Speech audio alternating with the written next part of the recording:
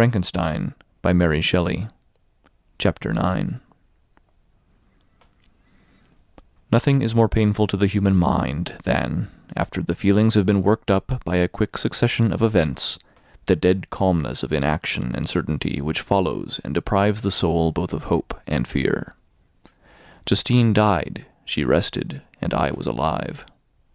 The blood flowed freely in my veins, but a weight of despair and remorse pressed on my heart which nothing could remove. Sleep fled from my eyes. I wandered like an evil spirit, for I had committed deeds of mischief beyond description horrible, and more, much more, I persuaded myself, was yet behind. Yet my heart overflowed with kindness and the love of virtue. I had begun life with benevolent intentions, and thirsted for the moment when I should put them in practice and make myself useful to my fellow beings. Now all was blasted. Instead of that serenity of conscience which allowed me to look back upon the past with self-satisfaction, and from thence to gather promise of new hopes, I was seized by remorse and the sense of guilt, which hurried me away to a hell of intense tortures such as no language can describe.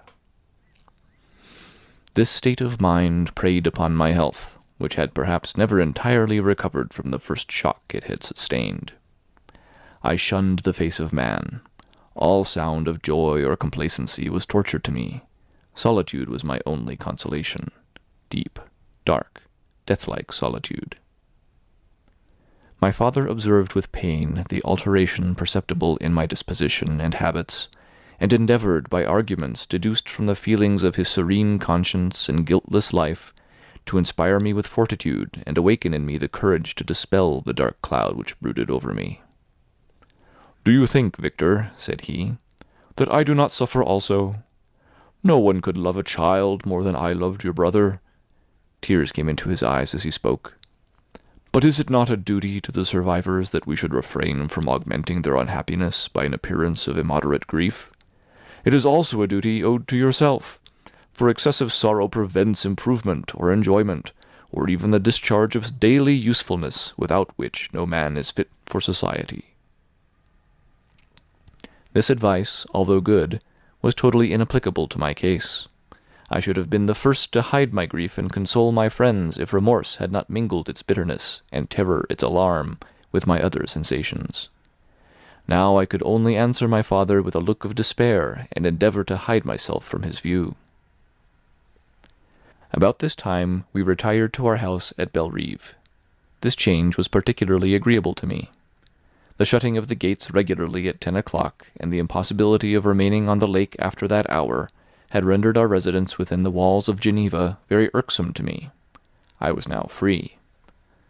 Often, after the rest of the family had retired for the night, I took the boat, and passed many hours upon the water.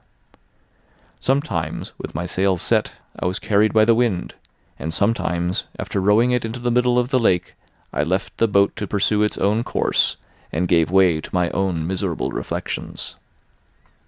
I was often tempted, when all was at peace around me, and I the only unquiet thing that wandered restless in a scene so beautiful and heavenly, if I except some bat, or the frogs, whose harsh and interrupted croaking was heard only when I approached the shore.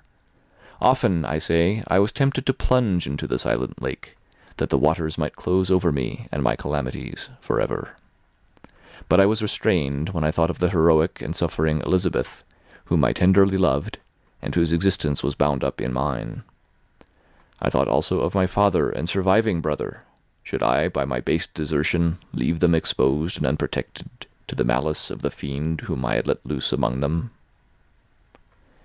At these moments I wept bitterly, and wished that peace would revisit my mind, only that I might afford them consolation and happiness. But that could not be. Remorse extinguished every hope.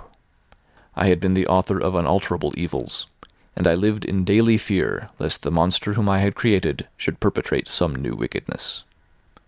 I had an obscure feeling that all was not over, and that he would still commit some signal crime, which, by its enormity, should almost efface the recollection of the past. There was always scope for fear so long as anything I loved remained behind. My abhorrence of this fiend cannot be conceived. When I thought of him, I gnashed my teeth, my eyes became inflamed, and I ardently wished to extinguish that life which I had so thoughtlessly bestowed. When I reflected on his crimes and malice, my hatred and revenge burst all bounds of moderation. I would have made a pilgrimage to the highest peak of the Andes, could I, when there, have precipitated him to their base.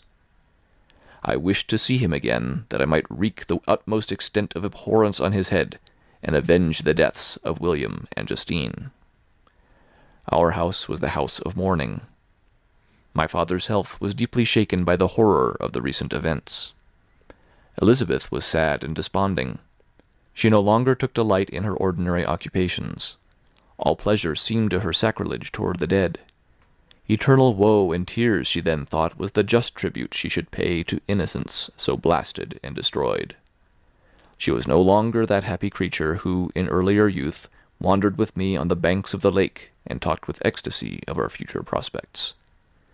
The first of those sorrows which are sent to wean us from the earth had visited her, and its dimming influence quenched her dearest smiles. "When I reflect, my dear cousin," said she, "on the miserable death of Justine Moritz, I no longer see the world and its works as they before appeared to me. Before, I looked upon the accounts of vice and injustice that I read in books, or heard from others, as tales of ancient days or imaginary evils. At least they were remote, and more familiar to reason than to the imagination. But now misery has come home, and men appear to me as monsters thirsting for each other's blood. Yet I am certainly unjust. Everybody believed that poor girl to be guilty, and if she could have committed the crime for which she suffered, assuredly she would have been the most depraved of human creatures. For the sake of a few jewels, to have murdered the son of her benefactor and friend, a child whom she had nursed from its birth and appeared to love as it had been her own? I could not consent to the death of any human being, but certainly I should have thought such a creature unfit to remain in the society of men. But she was innocent. I feel she was innocent. You are of the same opinion, and that confirms me. Alas! Victor, when falsehood can look so like the truth, who can assure themselves of certain happiness?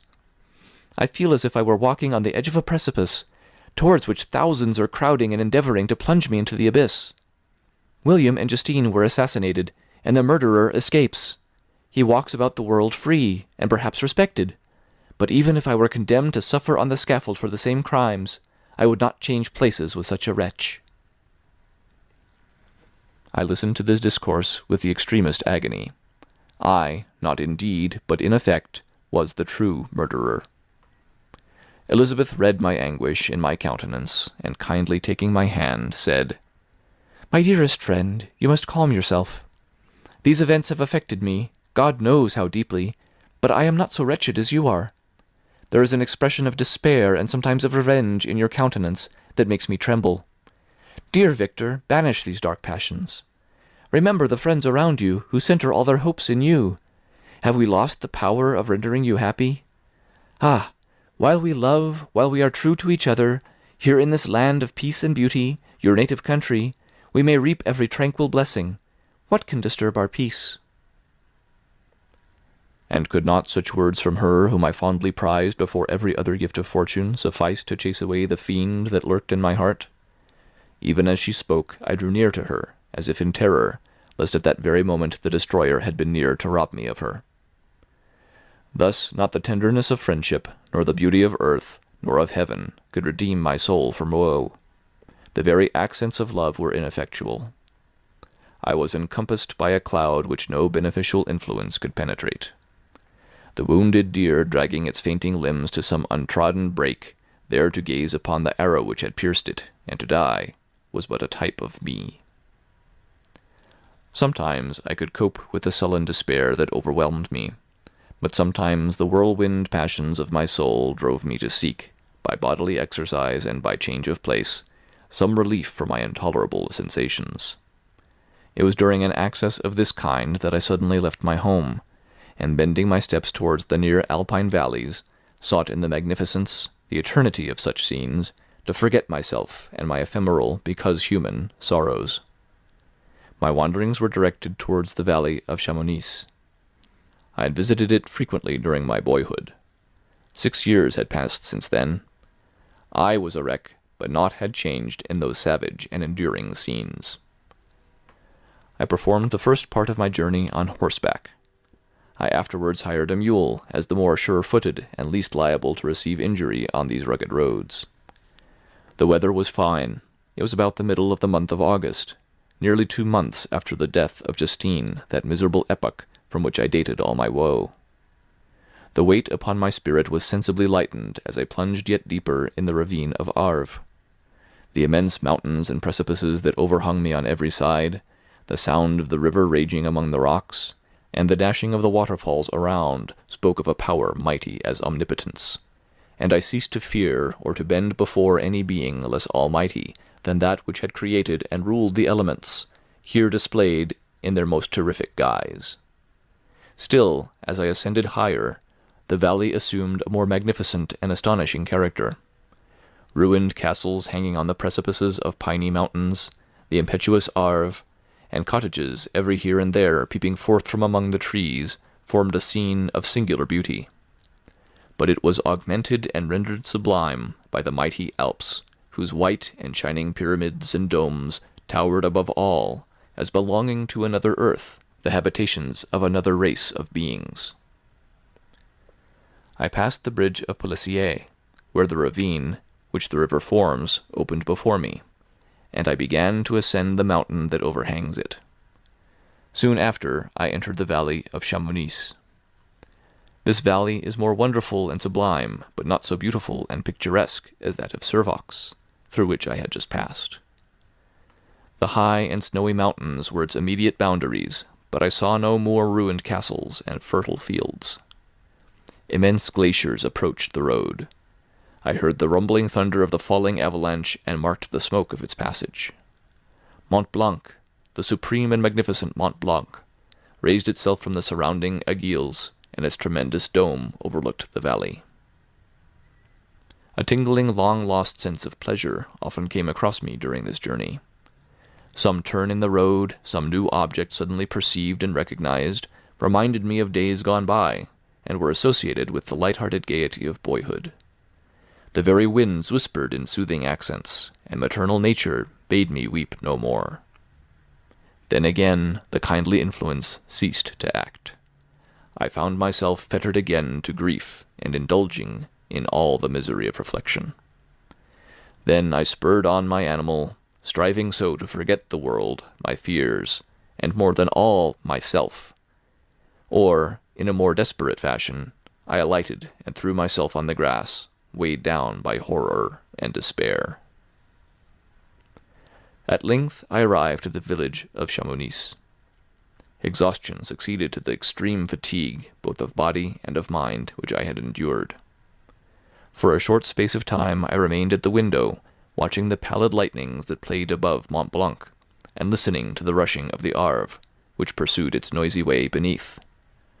The same lulling sounds acted as a lullaby to my too keen sensations. When I placed my head upon my pillow, sleep crept over me. I felt it as it came, and blessed the giver of oblivion. End of chapter 9.